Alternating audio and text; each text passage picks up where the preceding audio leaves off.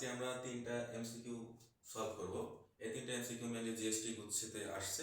প্রথম প্রবলেমটা 2023-24 সেশনে এবং বাকি দুইটা যে প্রবলেম আছে এই দুইটা প্রবলেম 2022-23 সেশনে আসছে। ওকে, তো আজকে আমরা মেনলি বৃত্ত থেকে এই এমসিকিউ গুলো সলভ করব। তো প্রথম যে এমসিকিউটা আছে একটু আমরা খেয়াল করি কি বলছে দেখো তো। প্রথম এমসিকিউটা একটু খেয়াল করো। বলছে যে একটা বৃত্ত দেওয়া আছে, হ্যাঁ, বৃত্তের সমীকরণ x² + y² = 9। বলছে এত বৃত্তের একটি স্পর্শক x অক্ষের সাথে 45 ডিগ্রি কোণ তৈরি করে। বলছে তাহলে উক্ত স্পর্শকের সমীকরণ কত হবে। ওকে, আমরা একটা বৃত্ত নেই। ওকে, কি বলছে যে x অক্ষের সাথে, আচ্ছা আমরা x অ্যাক্সিস আর y অ্যাক্সিস আমরা নিলাম, একটা বৃত্ত নিলাম। বলছে কি এই যে x অ্যাক্সিসের সাথে কত ডিগ্রি অ্যাঙ্গেল তৈরি করছে, 45 ডিগ্রি। বুঝছি? তাহলে এই যে বৃত্তটা দেওয়া আছে, এই বৃত্তটার কেন্দ্র কত বলো তো? x এর সহগ বা y এর সহগ আছে এখানে? নাই। কেন্দ্র কত হবে? কেন্দ্র হবে অবশ্যই 0 0। ব্যাসার্ধ কত? ব্যাসার্ধ ইকুয়াল টু কত? 3 হবে, কারণ 9 আছে, 3 উপর স্কয়ার, তাই না? তাহলে এখান থেকে এতটুকু হচ্ছে তোমার 3 আর কেন্দ্র দেওয়া আছে 0,0। তাহলে এই যে স্পর্শক যেটা আছে এটা হচ্ছে ঢাল দেওয়া আছে না, 45 ডিগ্রি অ্যাঙ্গেল তৈরি করছে। তাহলে সেই স্পর্শকের সমীকরণটা আমরা ধরে নেব। ধরি স্পর্শকের সমীকরণ ফর্মুলাটা কি, যেহেতু ঢাল কত tan 45 দেওয়া আছে, তাহলে y mx + c, m কত tan θ, তার মানে tan 45 degree into x + c। ওকে, তো y কত হবে বলো? tan 45 এর মান 1 x + c। তাহলে x - y + c = 0। মেইনলি আমাদের কার মান বের করতে হবে বল? c এর মান বের করতে হবে, তাই না? এটা একটা ইকুয়েশন দিয়ে রাখলাম। এখন কি করবা, ওই কেন্দ্র থেকে দেখো তো, কেন্দ্র থেকে ওই স্পর্শক যেটা দেওয়া আছে, এই যে 1 নাম্বার যেটা আমরা ধরছি, ওইটার লম্ব দূরত্বটা হচ্ছে কি ওই বৃত্তের ব্যাসার্ধের সমান। তাহলে কেন্দ্র থেকে এই 1 নং বৃত্তের স্পর্শকের সমীকরণ মানে দৈর্ঘ্যটা বের করো।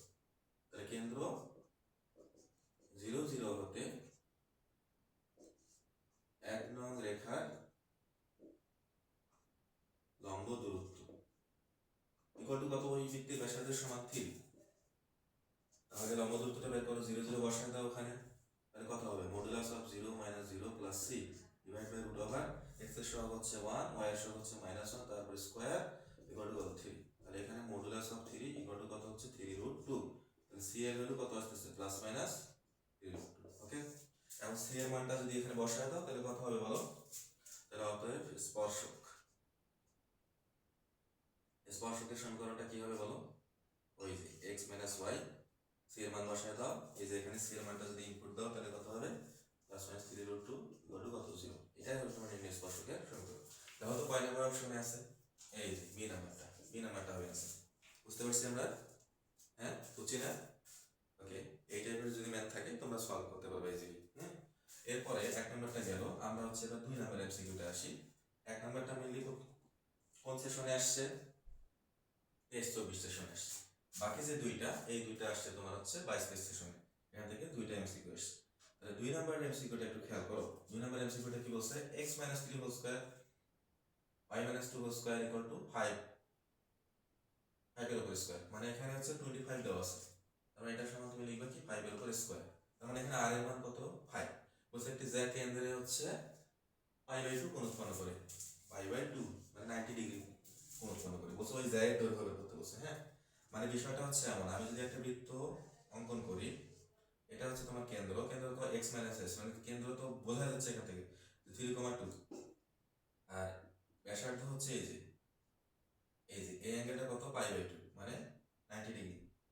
এই যে এটা বের করতে বলছে, এই যে AB যে, আর এটা হচ্ছে 5, এটা হচ্ছে 5। আচ্ছা তুমি আমাকে বলো তো, এটা হচ্ছে ব্যাসার্ধ যদি 5 হয়, এটা যদি 5 হয়, আর এটা যদি 90 ডিগ্রি হয়, তাহলে 90 ডিগ্রি বিপরীত যে বাহু সেটা কি অতিভুজ না? এটা যেহেতু সমকোণী ত্রিভুজ, তাহলে অতিভুজটা তুমি কিভাবে বের করবা? অতিভুজের উপর স্কয়ার ইকুয়াল টু কি লম্ব আর ভূমি, তাই না? তাহলে 5 এর উপর স্কয়ার, 5 এর উপর স্কয়ার। তাহলে AB এর দৈর্ঘ্যটা কত হবে বল? রুট ওভার এটা হচ্ছে 25 + 25, তার মানে 50 হবে, তাই না? 50, তাহলে 50 কে লিখে যায় 5√2। ওকে, তো 5√2 হচ্ছে কোথায় আছে বলো? এই সি নাম্বার যে অপশনটা সেটা। বুঝতে পারছি আমরা?